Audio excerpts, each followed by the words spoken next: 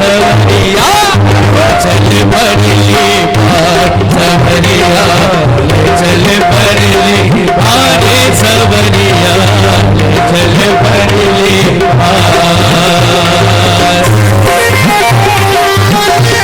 हरि बोल। मस्ती में झूमते हुए ताली से लगा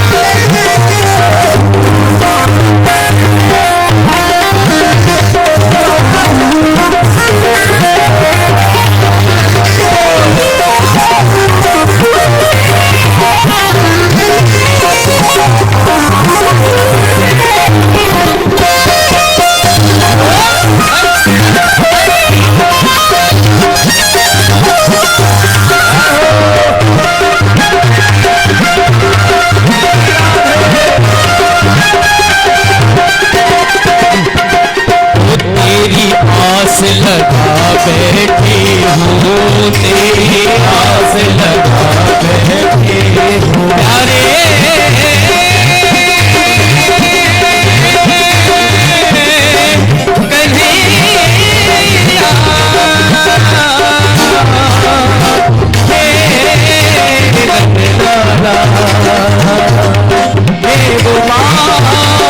तेरी जस सावन ना पिया घर आए।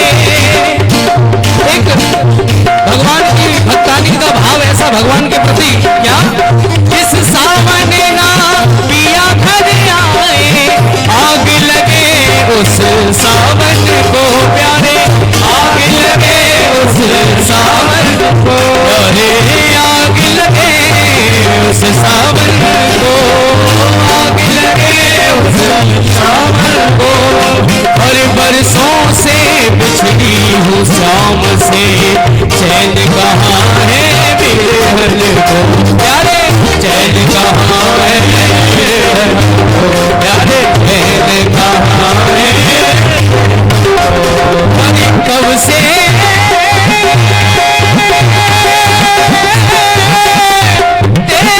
तेरी बाट निहारूं तब से तेरी बाट निहारूं हर कैसे अपने दिल को मारूं हर मीरा के हर कब्रे मिलोगे देर भई तेरे आवन को प्यारे देर भई तेरे आवन को हर तेरी आस लगा बैठी हो तेरी आस लगा बैठी हो लज्जाशील गवा बैठी हो लज्जाशील गवा बैठी हो सावरिया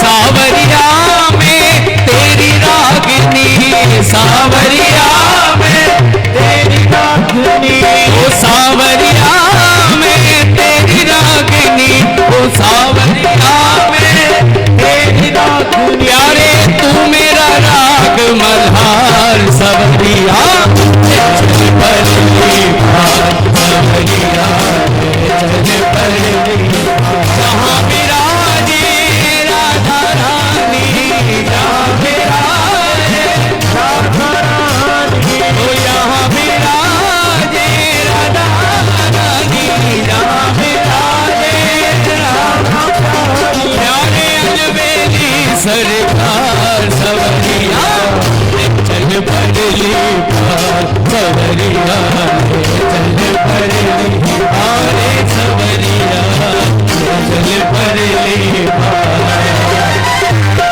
मस्ती में झूमते हुए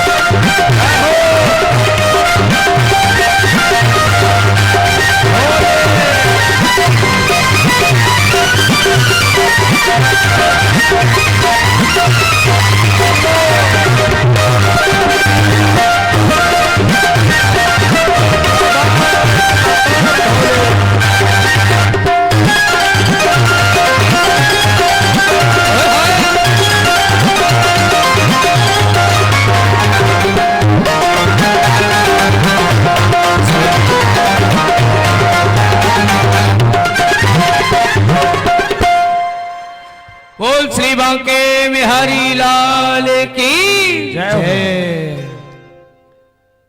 इन्हीं के सत्यव्रत जो मनु हुए, जिनकी अभी हमने आपको प्रसंग सुनाया मत्स्य अवतार में, उन्हीं के वंश में हुए ये ययाति महाराज, और उन्हीं के वंश में आगे जाकर के हुए हैं राजा नभग। नभग ये नवे पुत्र हैं उनके। इन नभग के पुत्र का नाम है नाभाग। ये नाभाग जो है वो गुरुकुल में शिक्षा प्राप्त करने के, राजा के बेटे हैं लेकिन गुरुकुल में शिक्षा प्राप्त करने के लिए चले गए और विद्याध्ययन करते रहे बहुत लंबे समय तक।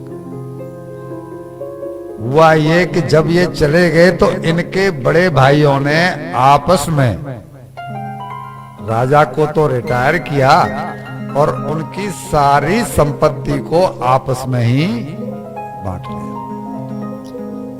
जब ये नाभाग लौट करके आए तो इन्होंने पूछा भाई कि आप सबने ले लिया तो मेरे हिस्से में क्या है? अब मैं पढ़ाई अपनी पूरी कर चुका हूं, मैं अपना गृहस्थ जीवन शुरू करूंगा, मेरे हिस्से में क्या आया? तो इन्होंने कह दिया तुम्हारे हिस्से में आए हैं पिताजी। सब कुछ ये पहले भी था, जो आज है ना वो सब पुनरावृत्ति है, लेकिन आज स्थिति कुछ ज्यादा बिगड़ गई है, पहले कुछ। तो इन्होंने कहा तुम्हारे हिस्से में पिताजी आए हैं। ये पिताजी के पास पहुंचे कि भाई, बड़े भाई ये कह रहे हैं कि हमने जो संपत्ति बांट ली है वो सही किया है। जब मैंने पूछा कि भाई फिर मेरे हिस्से में क्या आया, तो उन्होंने कह दिया कि तुम्हारे हिस्से में पिताजी आए हैं। पिताजी क्या ये बात सत्य है? तो उन्होंने कहा कि हाँ बेटा यही सत्य है, लेकिन तुम इसका बुरा मत मानो। क्यों? संतोषी सदा सुखी। भगवत कृपा तुम्हारे ऊपर है जो तुम्हारे भाइयों ने ऐसा तुम्हें कह दिया। क्योंकि जब कभी भी किसी के साथ अन्याय होता है, अगर वो संतोषी है तो उसे ये मान लेना चाहिए कि मुझे इससे कुछ अधिक ही मिलने वाला होगा, इसलिए इन लोगों ने मेरे साथ ऐसा किया है।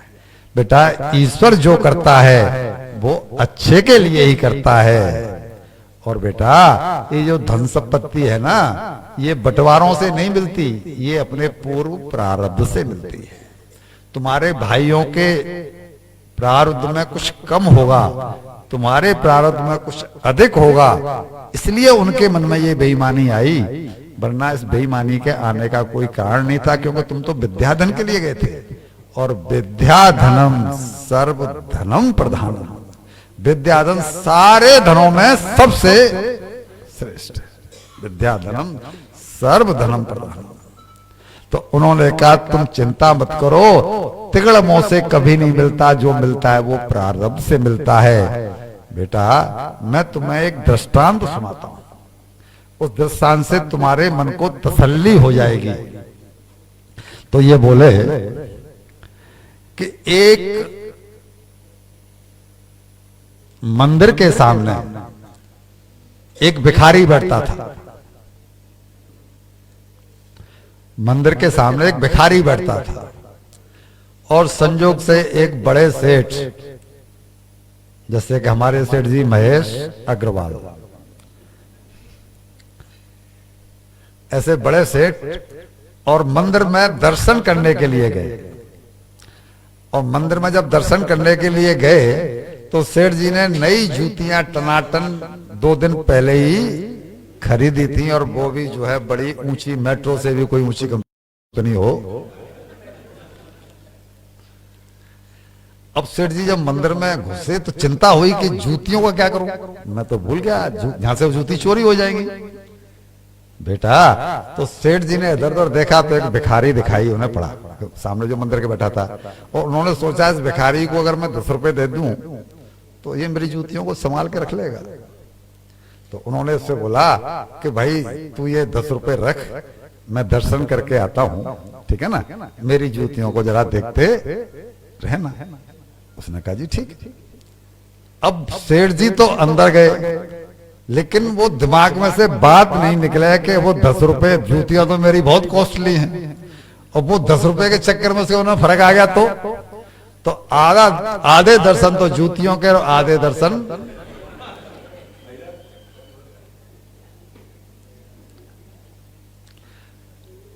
अब सेठ जी का मन तो घबराया हुआ था। इन्होंने दर्शन जैसे तैसे कर लिए और मंदिर में ही ये संकल्प लिया कि अगर वो भिखारी मुझे मिल गया, वो भिखारी मुझे मिल गया, उसके मन में खोट नहीं आया हो, तो मैं जाकर के उसे 100 रुपए दूंगा। 10 रुपए नहीं, 10 रुपए वो तो दे ही दिए, मैं उसको 100 रुपए दूंगा। हे ठाकुर, वो भिखारी मुझे वहां पर मिल। लेकिन सेठ जी जब बाहर आए तो वो भिखारी, अब बड़े आदमी हैं, सेठ हैं, तो बोला नंगे पर कैसे जाए? तो वो एक दुकान पे गए, भाई यहाँ कोई जूते वाले की दुकान है? बोला हाँ जी, वहां उस गली में है। तो उस गली में गए तो देखा तो जूती मेरी, उनकी जूती वहां पर, जूती वहां रखी हुई। तो उससे बोले कि भाई ये जूती तो मेरी है। तो वो जूती वाला, वो जूते की दुकान जिसकी थी, वो बोला कि हाँ जी आपकी होंगी।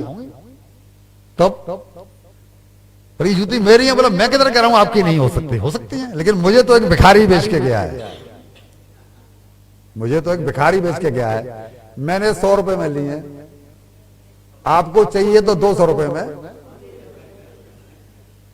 अब सेठ जी तो सम्मान वाली बात है कि भाई उससे झगड़ा तो कर नहीं सकते, भले ही जूती उनकी है, पर वो कह रहा है मैंने 100 रुपए में ली है, आपको गरज हो तो ले जाओ, 200 रुपए मिल जाएंगे। उन्होंने 200 रुपए निकाले और उसको दुकानदार को दिए, अपनी जूती पहनी और वो चले गए। तो वो कहते हैं नवग कि बेटा नाभाग, उस भिखारी के भाग्य में थे तो 100 रुपए ही। वो तो सेठ जी उसे ईमानदारी से देने का व्रत मंदिर में ले ही चुके थे, लेकिन उस भिखारी ने पाप कमाया, बेईमानी से वो 100 रुपए लिए, मिले उसको 100 रुपए। तू चिंता मत कर, तेरे पीछे में हूं, तुझे धनी तो चाहिए? बोल हाँ धनी चाहिए, मैं गृहस्थ जीवन में प्रवेश करना चाहता हूं। तो तू एक काम कर कि यहां से कुछ दूरी पर और कुछ ब्राह्मण यज्ञ कर रहे हैं, तू वहां चला जा। वो हर 6वें दिन यज्ञ में एक मंत्र को भूल जाते हैं और इस चक्कर में उनका यज्ञ पूरा नहीं हो पा रहा है और उनको महीनों हो गए, हर बार भूल जाते हैं, वो मंत्र उनको याद नहीं हो पा रहा। वो मुझे पता है वो मंत्र क्या है, और मैं यहां से देख रहा हूं कि वो मंत्र वो भूल रहे हैं। तू जाकर के उनको ये मंत्र बता दे, तो वो यज्ञ में उनको तो स्वर्ग मिल ही जाएगा, उनका यज्ञ पूरा हो जाएगा, स्वर्ग चले जाएंगे। तो जितना भी वो तेरा वो जो दो धन लेकर के वहां बैठे हुए हैं, वो सारा धन तुझे मिल जाएगा और तू पैसे वाला हो जाएगा। बोले बेटा, सफलता हमेशा अच्छे विचारों से मिलती है। सफलता अगर बेईमानों को सफलता मिल जाती हो तो भैया जी मैं पहले कान पकड़ लूं, 95% लोग बेईमानी करने को, 95% बाप बेटे के साथ नहीं चूक रहा, बेटा बाप के साथ नहीं चूक रहा, भाई भाई के सामने नहीं चूक रहा, कोई कहीं नहीं चूक रहा है। लेकिन सफलता आज तक वो जो बेईमानी करने वाले हैं वो किसी जगह पे पहुंच गए हों। साहूकार पहुंच गए, सेठ जो ईमानदारी से काम कर रहे हैं वो पहुंच गए, लेकिन बेईमान कहीं पे पहुंचाओ तो ठीक है, 1-2 जन्म में पहुंच भी जाएगा, लेकिन कभी न कभी तो गड्ढे में पड़ना ही है। बेटा, सफलता हमेशा अच्छे विचारों से मिलती है और अच्छे विचार हमेशा अच्छे लोगों के संपर्क से मिलते हैं। मुझे गर्व है कि मैं अच्छे लोगों के यानी सत्संगियों के बीच में रहा हूं। तेरी पीठ के पीछे मेरा हाथ है, और उसे मंत्र बता करके और वो भेज दिया। वो वहां गया और जैसे ही 6वें दिन, जिस दिन वो भूलते थे, और जैसे ही वो वहां पहुंचा और उन्होंने कहा ब्राह्मणों आप इस मंत्र को जो भूलते हो ना, अगर मैं आपको ये मंत्र बता दूं तो आपका यज्ञ पूरा हो जाएगा, ठीक है ना। ये मंत्र मैं जानता हूं, अगर आपकी आज्ञा हो तो मैं बता दूं। तो बोले भाई इससे बढ़िया क्या हुआ, बता दो। उन्होंने मंत्र बताया और 2 सूत्र बता दिए, उनका यज्ञ पूरा हुआ और वो चले गए स्वर्ग। अब जो कुछ भी सामने रह गया वो भाई ये सब आप ले जाओ, इसका अब हमें क्या करना। तो ये जैसे ही उसे समेटने लगे तो वहां पर एक रुद्र के रूप में व्यक्ति प्रकट हो गया। और वो व्यक्ति कहता है कि ये तुम क्या कर रहे हो? बोलो जी ये सब इकट्ठा कर रहा हूं, ये पैसा वैसा जितना भी माल टाल है। बोलो ना इस पर तुम्हारा अधिकार नहीं, इस पर मेरा अधिकार है। वो जब वो मुझे दे के गए हैं तो मेरा अधिकार हुआ ना जी। आप तो उस समय थे ही नहीं जिस समय उन्होंने मुझे दिया। बोलो नहीं इस पर मेरा ही अधिकार होता है। ये थे भगवान शंकर। हम उस दिन शिव जी की झांकी की वजह से पूरा प्रसंग नहीं कर पाए थे, इसलिए उस समय नहीं सुना पाए थे। जिस समय दक्ष प्रजापति ने शंकर जी को यज्ञ में भाग नहीं दिया था, उतना तो हमने सुना दिया था ना कि उन्होंने शंकर जी को अपमानित करने के लिए और यज्ञ किया, शंकर जी को भाग नहीं दिया और सती जी ने अपना शरीर छोड़ा। हमारा प्रसंग वहीं तक होके रह गया था। तो जब ब्रह्मा जी ने शंकर जी को मनाया कि आप उस यज्ञ को जाकर के पूर्ण कराओ वरना अनर्थ हो जाएगा, देवताओं का यज्ञ अधूरा रह गया, तो तब शंकर जी वहां गए। ब्रह्मा जी ने इनको ये आश्वासन दिया कि अब आगे से अगर कोई आपको यज्ञ में भाग नहीं देगा तो न तो वो यज्ञ पूरा होगा और यज्ञ में बचा हुआ शेष जितना भी ऐसे माल्य कहते हैं, क्या कहते हैं महाराष्ट्र में, बचा हुआ भाग को क्या कहते हैं? हाँ सामग्री, उसे महाराष्ट्र में और कहते हैं, वहां लिखा रहता है। तो वो जो सामग्री है वो सब आपकी हुआ करेगी, ऐसा आश्वासन ब्रह्मा जी ने शंकर जी को दिया था वहां पर। तो ये तो उस नाते आए, लेनी थी परीक्षा। सत्य की परीक्षा बड़ी कठिन है, लेकिन जब परीक्षा में पास हो जाता है तो फिर कहने ही क्या। और वही हुआ। तो बेटा हम और तुम बेकार बहस कर रहे हैं, तुमको वो प्रसंग पता नहीं जो जिस कारण से मैं यहाँ आया हूं। इन्होंने बताया नहीं कि मैं शंकर हूं, इन्होंने तो रुद्र रूप में ही दर्शन दिए उनको, एक काले विशाल काय शरीर में। लेकिन तुम एक काम करो बेटा, हम और तुम बहस न करें, तुम जाकर के अपने पिताजी से पूछ लो, तुम्हारे पिताजी जो कहेंगे वो हमें स्वीकार है। तुम्हारे पिताजी कहते हैं तुम्हारा अधिकार है तो तुम ले जाना, तुम्हारे पिताजी कहेंगे हमारा अधिकार है तो हम ले जाएंगे। संस्कारी है, वेद पाठी ब्राह्मण है, वेद पढ़ के आया है, ठीक है जी। ये गए, बताया जैसा आपने कहा, मैंने मंत्र बताए, उनको स्वर्ग में रहा, वो चले गए। और जो वहां पर सामग्री रह गई, जब मैंने इकट्ठा किया तो वहां पर एक व्यक्ति आ गया और वो कह रहा है कि इस पर मेरा अधिकार है, यज्ञ से बचे हुए भाग पर अधिकार मेरा होता है, इसलिए इसे तुम नहीं ले जा सकते। तो नवक बोले कि बेटा वो सत्य कह रहे हैं, वो उन्हीं का अधिकार है, और बेटा तुम्हें तुम्हारे संतोष का ऐसा परिणाम मिला है जिसका कोई जवाब नहीं। क्या पिताजी क्या मिला? वो शंकर जी हैं, वो शंकर जी हैं जिनका तुम्हें दर्शन शुरुआत नहीं हो गया है।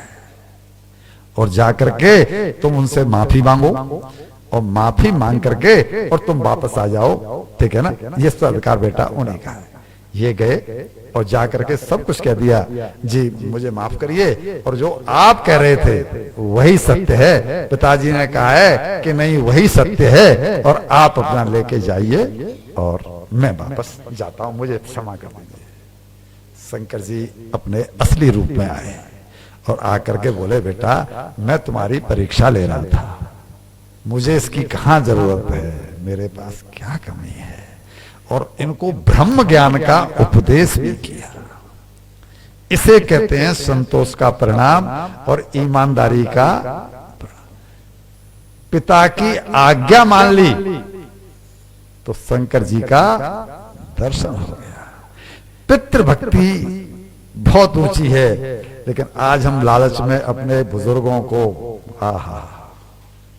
कुछ समझते ही नहीं, यानी बुजुर्गों की कोई कद्र ही नहीं। आज हमारी नजरों में हालत ये हो गई है, जब हम जवान थे तो भाई 90% लोगों से भूल हमसे भी हुई होगी।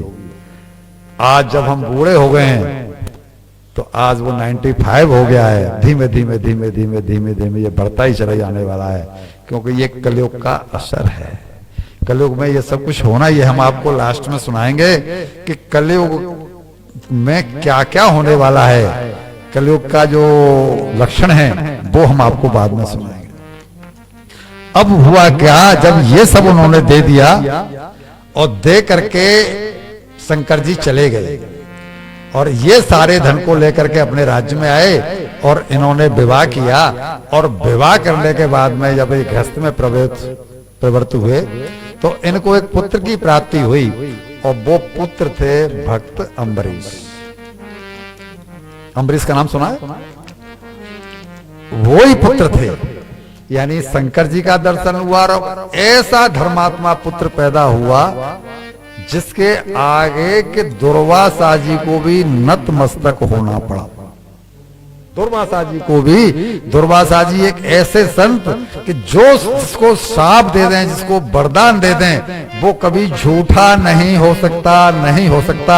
लेकिन इनके सामने दुर्वासा जी को भी नतमस्तक होना पड़ा। जैसे ही सुखदेव जी ने ये बात राजा परीक्षित से कही तो परीक्षित फौरन बोल पड़े कि स्वामी जी, मुनि महाराज, ये प्रसंग तो मुझे विस्तार से सुनाइए, ऐसे ही कह करके आगे मत बढ़ जाइए। क्योंकि दुर्वासा जी जैसे संत को और एक क्षत्रिय के चरणों में, राजा है क्षत्रिय, एक क्षत्रिय के चरणों में और नतमस्तक होना पड़ा, ये प्रसंग तो मुझे विस्तार से सुनना चाहता हूं। तब इन्होंने सुनाना शुरू किया कि इन्हीं तत्वज्ञानी और ब्रह्मनिष्ठ नावाक के पुत्र हुए अम्बरीश जी। और हुआ यह था कि अम्बरीशो महाभाग सप्त द्वीपवती मही अव्ययाम च श्रेयम लब्ध्वा विभवम चातुलम भुवि। इनको भाग्यवान कहा गया है। क्या कहा हमने? अम्बरीशो महाभाग। कितने श्लोक आपने सुने हैं, कितने श्लोकों के सामने सब बीच में आया है महाभाग शब्द। महाभाग क्यों है? अभी उनके पिताजी को दर्शन हो गया शंकर जी का और उनके फल के रूप में इनको जो पुत्र प्राप्ति हुई, ये महाभाग में कहलाए। क्यों कि इनके तप के आगे दुर्वासा जी को झुकना पड़ा। तो वो कहते हैं कि इतना सप्तपुरियों के राजा, सप्त क्या बोला हमने अभी, सप्त द्वीपवती महिम, यानी सातों द्वीपों का शासन अकेले अम्बरीश जी महाराज के पास था। यानी तब तक नाभाग की पोजीशन इतनी ऊंची हो चुकी थी। भाइयों का क्या हुआ वो तो भगवान जाने, जिन्होंने बेईमानी की थी। लेकिन नाभाग जिनको के शंकर जी के दर्शन हुए, उनका लेवल ये हो चुका था। उनके बेटे हुए अम्बरीश। तो ये क्या कहते थे कि सातों द्वीपों की संपत्ति बेकार है। क्यों बेकार है?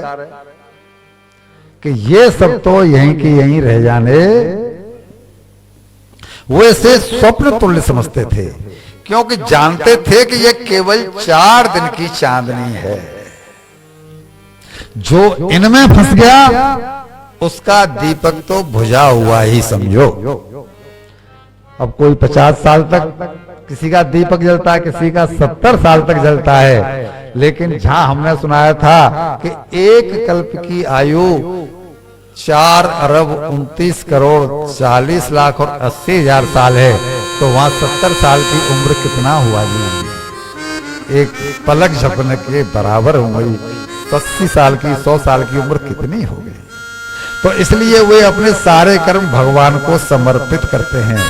शास्त्र कहता है कि अम्बरीश वो भक्त हुए हैं जो प्रजा से टैक्स आता था उसको न भगवान की सेवा में लगाते थे न और खुद भोजन करते थे। क्यों? जिसके धन से भगवान की सेवा हो रही है, फल उसको मिलेगा कि सेवा करने वाले को मिलेगा? आपका धन जिस महायज्ञ में इसमें लगा है उसका फल आपको ही मिलना चाहिए। राकेश बाबू को मिल जाएगा?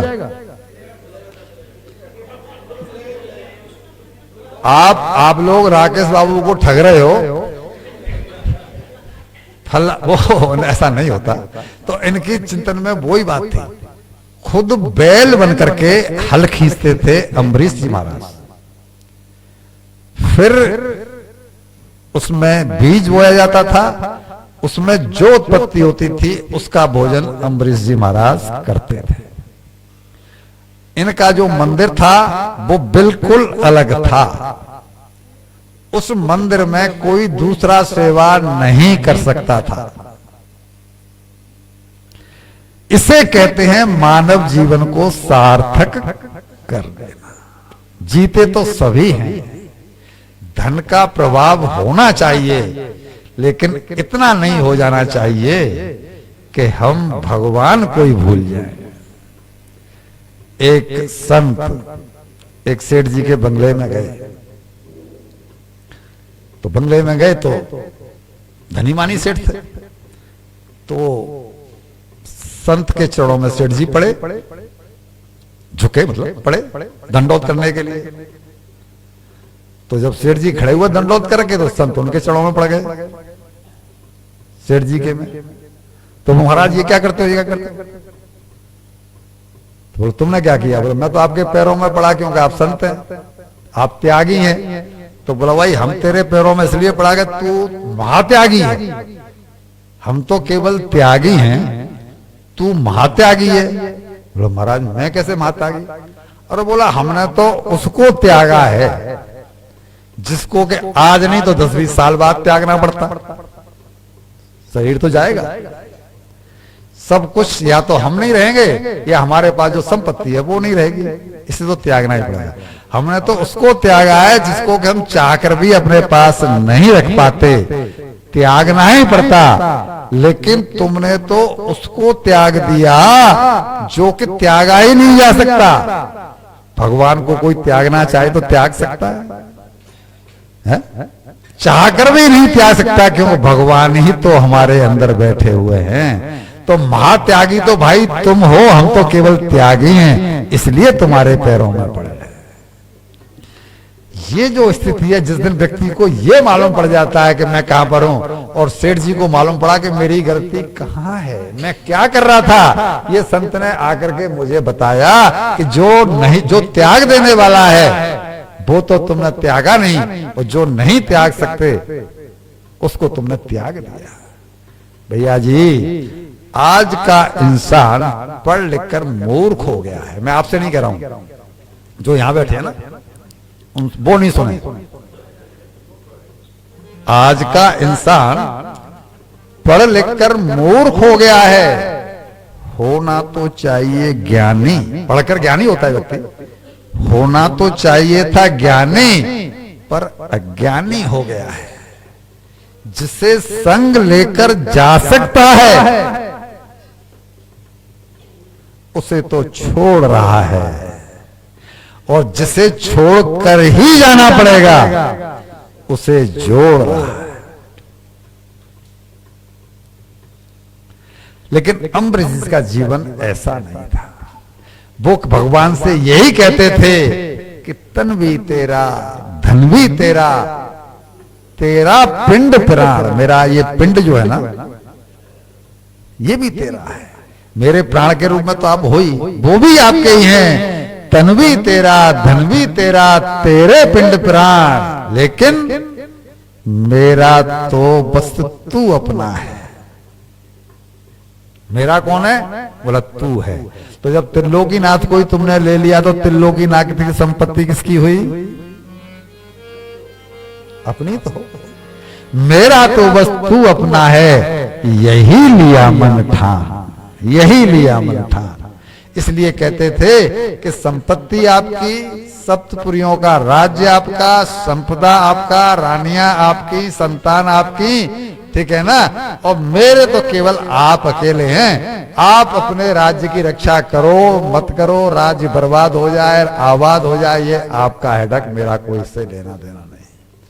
भगवान जब भक्त की ये स्थिति देखते हैं तो रीझ जाते हैं और यही हुआ, इनके मनोवृत्ति ये देख करके भगवान ने चक्र सुदर्शन को इनकी रक्षा में तैनात कर दिया कि ये मेरा वो भक्त है जिसने के ये कभी देखेगा ही नहीं राज्य की तरफ क्या हो रहा है।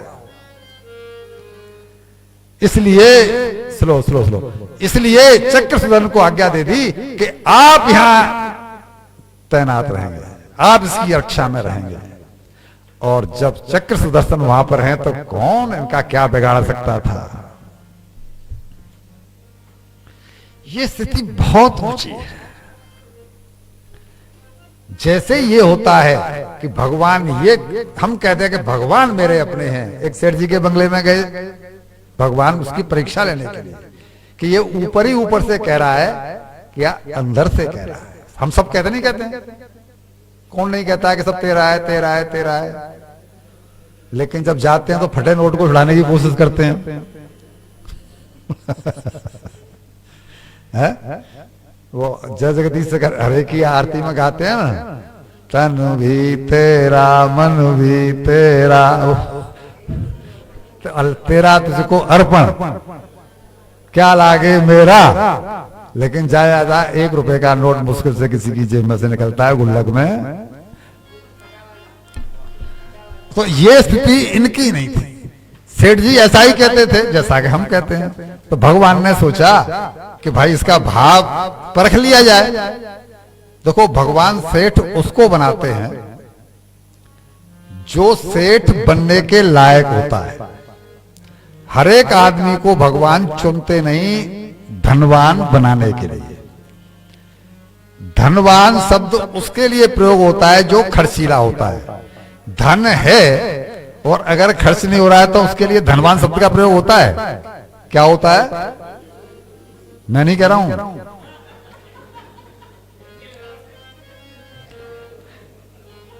धनवान शब्द उसके लिए प्रयोग होगा, ठीक है ना, जिसका रोजाना अखबार में नाम छप रहा है। प्रेरणा स्रोत महेश बंशीधर अग्रवाल।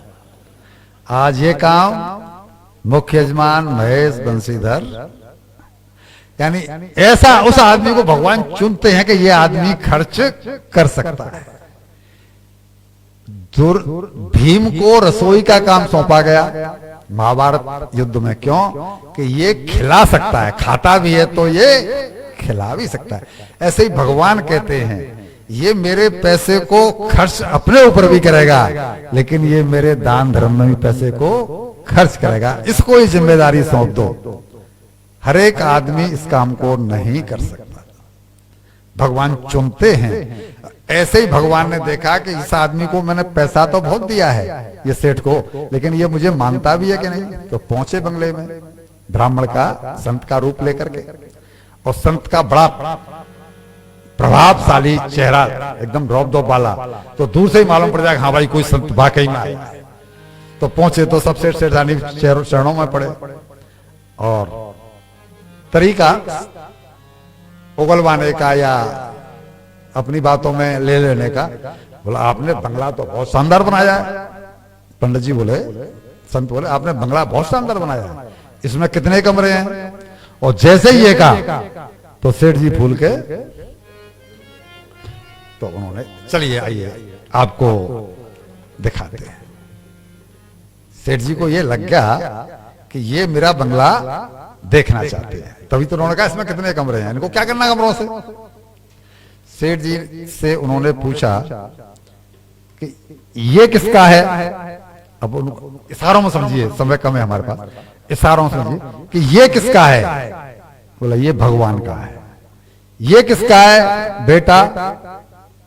जैसे उन्हें पता नहीं है बेटा है कि पोता है कि नाती है क्या है। ये किसका है? बोला भगवान का है। सब जगह जो जो उनकी कीमती थी, जो जो उनके घर में मेंबर्स थे, सबका पूछा। उस सेठ जी ने बोला भगवान का। अंत में वो अपने ठाकुर द्वारे में यानी घर के मंदिर में लेके गए और भगवान ने जो संत के रूप में थे अपने फोटो की तरफ, अपना जो विग्रह उनका था उसकी तरफ उंगली करके कहा कि ये किसका है। तो बोला ये मेरा है, ये मेरे है। भगवान रीझ गए कि जब हमें को तूने अपना बना लिया, समझे कि नहीं। तो फिर तो सब कुछ तेरा ही है। तू जो कह रहा है कि ये भगवान का, ये भगवान का, ये भगवान का, ये बिल्कुल वही फॉर्मूला है। इनकी भी स्थिति वही थी कि मन में है बसी चाह यही, नित नाम तुम्हारा उचारा करो। एक ही चाह है मन में है बसी बस चाह यही, नित नाम तुम्हारा उचारा करूं। बिठला के तुम्हें मन मंदिर में, मन मोहिनी रूप निहारा करूं। भर हृदय पात्र में प्रेम का जल, भर हृदय पात्र में प्रेम का जल। पद पंकज नाथ पखारा करूं। आगे बन प्रेम पुजारी मैं प्रभुवर, बन प्रेम पुजारी मैं प्रभुवर। नित आरती दिव्य उतारा करूं। तुम भले नाथ बिसरा दो मुझे, तुम भले नाथ बिसरा दो मुझे, पर मैं न कभी बिसराया करूं। गुणगान करूं नित ध्यान धरूं।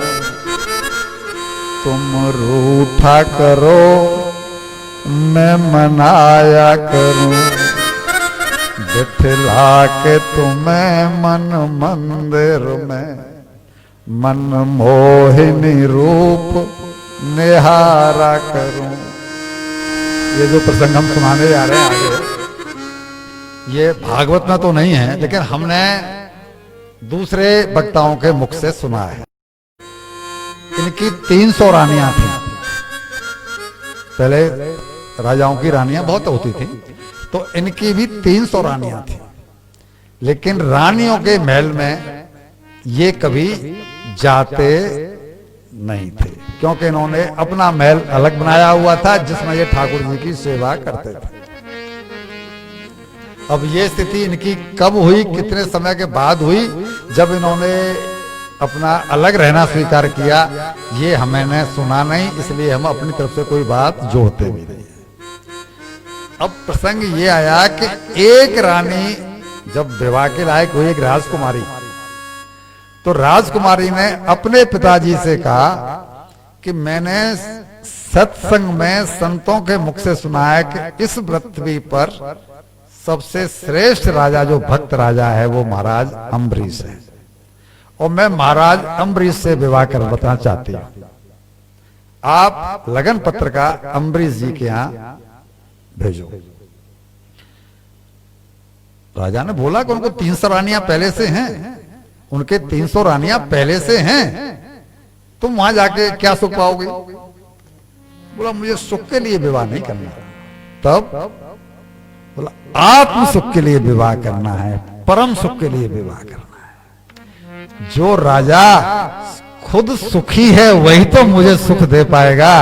अरे ये कामी भोगी विषय, ये लोग कोई सुखी थोड़ी हैं, ये तो जल रहे हैं, तप रहे हैं तवे की तरह से, ये किसी को क्या दुख दे पाएंगे। लगन पत्रिका आई, अम्बरीश महाराज ने कह दिया कि मैं अपने मंदिर को छोड़ करके कहीं नहीं जाता, मुझे विवाह नहीं करना।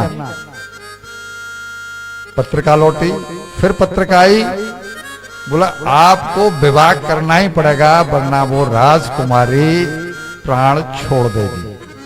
वहां के राजा ने यह खबर भेजी है।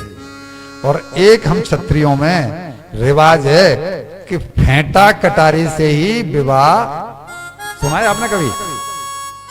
फेंटा और कटारी इसी को भेज दो, ठीक है ना, और उनके साथ ही फेरे पड़ के आ जाते हैं, तो वो विवाह राजकुमार के साथ ही, राजकुमार की फेंटा कटारी गई है, वो मान लिया जाता है।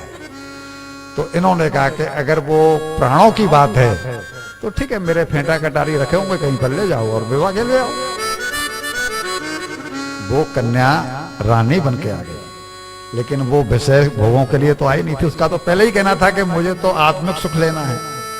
तो उसने जब आकर के दुल्हन बन के आई तो उसने देखा, जाना, परखा राजमहल को, और परख करके उसने देख जो वृद्ध मंत्री थे इनके सबसे विश्वसनीय अम्बरीश जी महाराज के, उनके पास खबर भिजवाई कि रानी जी ने आपको याद किया है। मंत्री जी गए तो उसने मंत्री जी कह के संबोधित नहीं किया, दादाजी कह के संबोधित किया कि आप मेरे दादाजी के बराबर उम्र के हैं, मेरी एक प्रार्थना है, आप पूरी कर दो। आप ही कर सकते हो और आपको करनी ही है। मैं आई हूं इस महल में इसीलिए, मैंने महाराज से इसीलिए विवाह किया है कि मैं मुक्ति चाहती हूं, मुझे भजन करना है। बिल्कुल मीरा जी का दूसरा रूप से मान लो। मीरा जी तो कलयुग में हुई हैं, जिस समय ये हुई हैं तो इनका उद्देश्य ही ये है विवाह करने का कि भाई हमने आपको सुनाया था कि अपना मन भक्ति में नहीं लगता, अपने से सत्संग नहीं हो पाता, तो सत्संगियों के घेरे के बीच में पड़ जाओ तो क्या होगा। जैसे प्रधानमंत्री अपने ओर कमांडो चारों तरफ घेर लेते हैं तो वो सुरक्षित हो गए, उसी तरह हमारा मन नहीं भटकेगा। सत्संगियों के बीच में धीरे धीरे हमारा मन सत्संग में रम ही जाएगा। तो इन्होंने कहा, बेटा क्या चाहती हो? बोला, मैं ये चाहती हूं कि मेरा महल जो बनाया जाए वो उस मंदिर के बगल में बनाया जाए जहां पर के महाराज रहते हैं, सेवा पूजा। रानी जी, मुझे ये अधिकार नहीं है। बोला, अभी आपने मुझे बेटा कहा, अब रानी जी क्यों बोला? मैंने आपको मंत्री नहीं कहा, मैंने आपको दादाजी कहा। यह है संबंध ज्ञान। हम संबंध जोड़ना जाने तो सही, ईश्वर से हमने कभी संबंध जोड़ा ही नहीं, इसे संबंध ज्ञान कहते हैं। तो अब जैसे बालकों की हट दादाजी को, नाना जी को पूरी करनी पड़ती है, उसी तरह आपको मेरी ये हट पूरी करनी ही होगी। अपने बेस पर महल का निर्माण हुआ, बहुत नजदीक। और फिर महल का निर्माण हुआ तो उन्होंने कहा कि एक ऐसी सीढ़ी बनवाओ जो मेरे महल से और मंदिर के गुंबद पर जाकर खुले। रानी जो बेटिया, ये बहुत वैसा काम है कि महाराज की आज्ञा के बिना मैं नहीं कर सकता। बोला, ठाकुर सब भला करेंगे, मैं आपसे कोई नाजायज काम नहीं करवा रही हूँ, मैं उनके पास किसी दूसरे उद्देश्य से नहीं जा रही हूँ, केवल ठाकुर जी के दर्शन करने हैं। और आप बता रहे हो कि वो ठाकुर जी के दर्शन किसी दूसरे को करने नहीं देते, किसी की सेवा ग्रहण नहीं करते, तो मेरा उनका पत्नी बनने का अर्थ क्या हुआ? फिर ब्लैकमेल किया, दादाजी दादाजी, और उस तरह की सीढ़ी बनी। अब वो पता है कि ये सरयू है, ये अवध का किस्सा है, ये सब राम के वंशज हैं। अवध में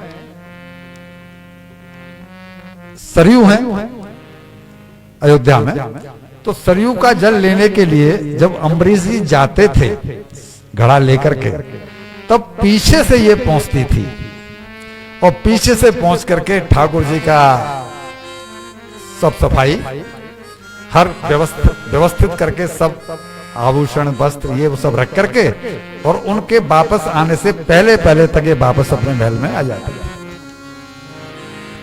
अम्बरीश देख रहे हैं कि मंदिर के पट नहीं खुले हैं, मंदिर के पट नहीं खुले हैं, और सारी व्यवस्था हो गई। जब गार्ड से पूछते हैं कि यहाँ कौन आया था, गार्ड कहता, जी चिड़िया भी प्रवेश नहीं किया। तो ये व्यवस्था कौन कर रहा है, ये साफ सफाई कैसे हो जाती है? और एक दिन छुप करके जब देखा, छुप गए, बहाना बना के आके घड़ा लेकर के निकले हैं पानी लेने के लिए, लेकिन फौरन ही वापस आकर के और पीछे छुप गए। देखा तो कोई युवती आती है, और उसने वो जब सफाई किया तो बाहर आए, बोला, आप कौन हैं देवी, आप कौन हैं, आप यहाँ क्यों आई हैं, आप आई किधर से? तब कह दिया कि मैं आपकी पत्नी हूं, जो फेंटा कटारी से आपका विवाह हुआ है, मैं आपकी वही पत्नी हूं और मैंने आपसे विवाह किया ही इसलिए है कि मैं आपके चरणों में आपकी दासी बन करके और ईश्वर की प्राप्ति करना चाहता हूं। लेकिन देवी ये संभव नहीं है। क्यों? कि मैं अपनी सेवा में से बंटवारा नहीं कर सकता। ये सेवा मुझे ही करनी है, मैं आपको इसमें हिस्सेदार नहीं बना सकता। अगर आपको सेवा करनी है तो मैं मंत्री जी को बोल देता हूं, आपके लिए ऐसा ही विग्रह और ऐसा ही महल एक और बनवा देंगे। आप अपने ठाकुर की सेवा पूजा करो, मेरी सेवा में हिस्सा मत बताओ। जब दो टूक सुन लिया, आई कैसे बता दिया और पैरों में गिर करके बोली कि मंत्री जी को आप कुछ कहना मत। उन्होंने मेरी प्रार्थना पर यह दुस्साहस किया है। ठीक है, आपकी ये बात मान लेते हैं, लेकिन सेवा पूजा लग कर इनके लिए मंदिर बनवाया गया। भक्त तो थी ही, और जब ये इतना तल्लीनता से गाती थी और इतना, क्योंकि दूसरा कहीं तो मन है नहीं, भोगों के लिए तो आई नहीं। और जब अपने ठाकुर को रिझाती थी गा गा करके, तो सारे महलों में चर्चा होने लगी कि नई रानी जो आई है वो तो बड़ी भक्ता है। और एक दिन मंत्री जी से निवेदन किया कि आज कृष्णाष्टमी है, कृष्ण जन्माष्टमी है, और मैं बड़ा भारी उत्सव करूंगी, अपने ठाकुर को रिझाऊंगी। राजा जी को जाके निवेदन करो मेरी तरफ से कि वो मेरे ठाकुर के दर्शन करने के लिए पधारे। तब तक अम्बरीश जी ने भी सुन लिया था कि जो नई रानी आई है वो वाकई में भक्त है और उसकी चर्चाएं हैं। एक दिन अम्बरीश जी शाम के समय उनके दर्शन करने के लिए ठाकुर जी का पहली बार निकले हैं। भगवत भक्ति की तरफ तो चल पड़ता है बाबा, दसों दिशाएं उसके अनुकूल हो जाती हैं, कोई विरोध में रहता ही नहीं। इन्होंने भी आज बाहर निकले और जैसे ही वो पहुंचे तो उस समय वो ठाकुर को गा करके रिझा रही थी, जैसे कि मीरा जी रिझाती। मनमोहन तुझे रिझाऊं तो ही नित नई लाड़ लड़ाऊं, बसा कर नैनन में छुपा के तुझे नैनन में, हो बसा कर नैनन में छुपा के तुझे नैनन में, हो मनमोहन तुम्हें रिझाऊं, मनमोहन तुम्हें रिझाऊं, तो ही नित नई लाड़ लड़ाऊं, तो ही नित नई लाड़ लड़ाऊं, बसा नैनन में छुपा के तुझे नैनन में, हो बसा नैनन में छुपा के तुझे नैनन में, हो प्रेम से ताली सेवा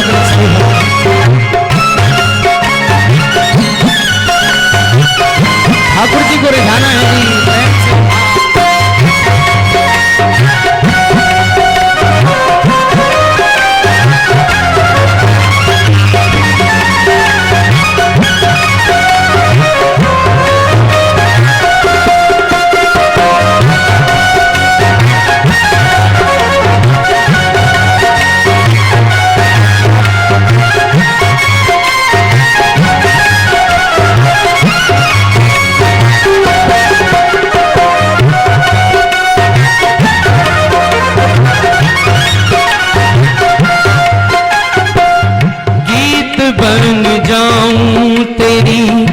बांसुरी के स्वर का इखलाती बल खाती पतली कमर का, गीत बन जाऊं तेरी बांसुरी के स्वर का, इखलाती बल खाती पतली कमर का, गीत बन जाऊं तेरे बांसुरी के सर का, उजलाती बल पतली कमर का पीला पटका बन जाऊं, तो पीला पटका बन जाऊं, बसा कर नैनन में, छुपक तुझे नैनन में हो, बसा कर नैनन में, छुपक तुझे नैनन में। हाँ मनमोहन तुझे रिझाऊं, तुझे नित नए लाड़ लड़ाऊं, मनमोहन तुझे रिझाऊं, तुझे नित नए लाड़ लड़ाऊं, बसा कर नैनन में, छुपक तुझे नैनन में हो, बसा कर नैनन में, छुपक तुझे नैनन में। बोलिए श्री बांके बिहारी लाल की। और अम्बरीश जी खंबे के पीछे खड़े होकर उसके जो भावों का भोग लगाया, मान गए कि हाँ ये भक्ता है। बहुत देर बाद रानी का ध्यान गया कि राजा जी आए हुए हैं, स्वागत किया, मंदिर में भगवान के दर्शन करके ये वापस आए। जैसे ही 300 अन्य रानियों को मालूम पड़ा कि उसके यहाँ राजा जी गए थे क्योंकि उसने मंदिर बनवाया है, तो मंत्री जी के पास खबरें आने लगी कि हमारे लिए भी मंदिर बनवाओ। क्यों कि राजा जी हमारे यहाँ भी फिर दर्शन करने के बहाने से आ तो जाएंगे। सबके महल बने, अम्बरीश जी सबके यहाँ गए।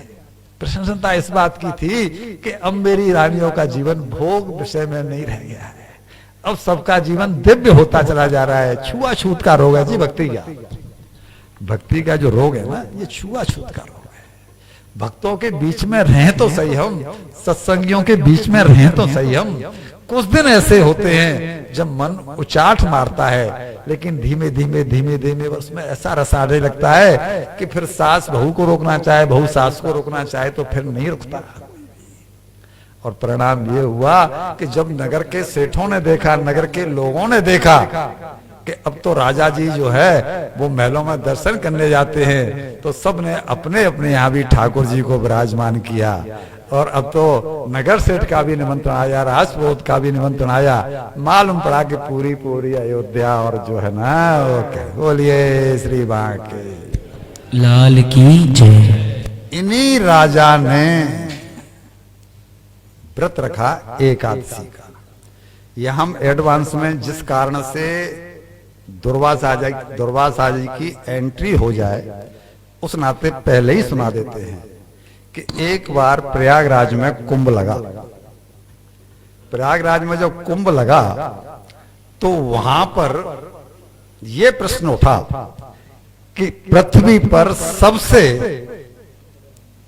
ऊंचा प्रेमी भक्त भगवान का कौन है?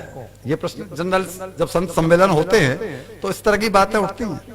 तो वहां जब ये प्रश्न उठा तो दुर्वासा जी गर्दन ऊंची कर रहे थे कि मुझसे ज्यादा ऊंचा संत कौन होगा। लेकिन नारद जी ने जवाब दिया कि पृथ्वी पर सबसे ऊंचा जो भक्त है भगवान का वो है राजा अम्बरीश। अब ये बात दुर्वासा जी के गले उतरे ही नहीं। एक तो छत्री, 300 रानियां और राजा, राजाओं के बारे में धारणा वही है कि वो तो सब तो, लेकिन नारद जी के अगेंस्ट बोल नहीं सकते। नारद जी की वाणी को सभी स्वीकार करते हैं। बात सबने मान ली, ठीक है जी होगा, लेकिन इनको चुभ गई ये बात दुर्वासा जी को। तो जब इन्होंने एकादशी का व्रत करने का मानस बनाया तो ये व्रत था द्वादशी प्रधान। तो ये आए अयोध्या से मथुरा, और मथुरा में जो ध्रुव टीला है जिसे मधुवन कहते हैं, यहाँ ध्रुव जी ने जाकर के तपस्या की थी। जिन लोगों ने 84 कोस की परिक्रमा दी होगी उन्होंने ध्रुव टीला देखा होगा। तो इन्होंने वहां जाकर के अपना ये एकादशी व्रत पूरा किया, और ये 1 साल तक रखनी थी इनको। 1 साल का था वो, 1 साल तक एकादशी का व्रत रख रहा। और उधर दुर्वासा जी इस टोह में थे कि कोई मुझे इसकी परीक्षा लेने का अवसर मिल जाए कि नारद जी ने जो कहा है वो सत्यता है अथवा नहीं। तो जैसे ही इनका व्रत पूरा हुआ और द्वादशी प्रधान था, तो जो 1 साल पूरे होने के बाद में द्वादशी जिस दिन आई और जब पारणा करने का नंबर आया, यानी द्वादशी के समय रहते अगर वो पारणा नहीं हो तो द्वादशी खंड वो व्रत खंडित हो जाएगा।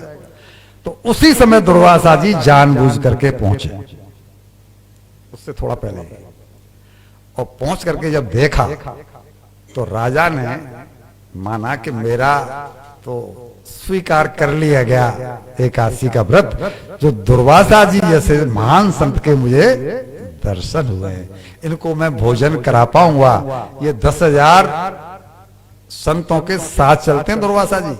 अगर आपने रामायण की कथा सुनी है तो ये द्रौपदी के यहाँ जब गए हैं ना, जो उस अच्छे पात्र में से उसने भोजन कराया है, तब तो उस समय 10,000 संत इनके साथ में थे, इनके शिष्य।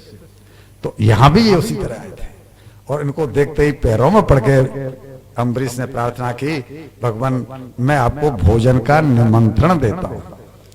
अच्छा, निमंत्रण में और आमंत्रण में क्या अंतर है जी? किसी को पता हो तो बताओ।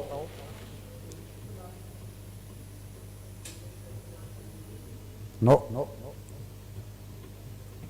देखो, हम रोजाना निमंत्रण दे रहे हैं, रोजाना आमंत्रण भेज रहे हैं, लेकिन हमको ये पता नहीं है कि भाई रोजाना तो किसी न किसी को बर्थडे पर, शादी में, विवाह में, कथा में, आप बता देंगे? हाँ बताइए।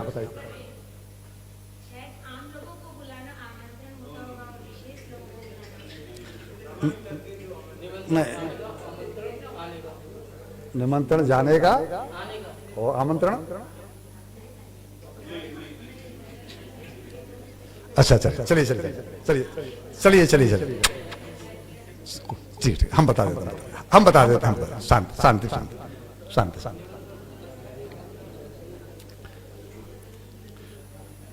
बताएं, शुरू करें जी। आमंत्रण होता है,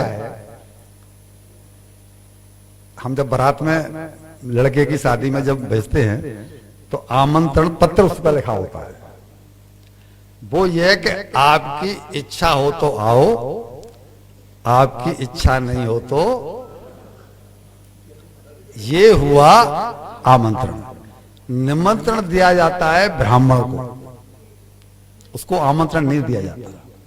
हमको ब्राह्मण जिमाना है तो उसको देते हैं निमंत्रण, पंडित जी आना ही आना है, नहीं आना जैसा कोई कॉलम। क्योंकि सवेरे तो आपको भोजन करेंगे तब तो हम लोग खाएंगे, वरना हम तो भूखे रह जाएंगे। तो इन्होंने उनको दिया निमंत्रण। मैंने इसलिए कह दिया है कि मेरा ध्यान गया इस बात के ऊपर कि ये 2 शब्द क्यों बने। जैसे हमने बुद्धि विवेक की व्याख्या हम करते हैं, 2 शब्द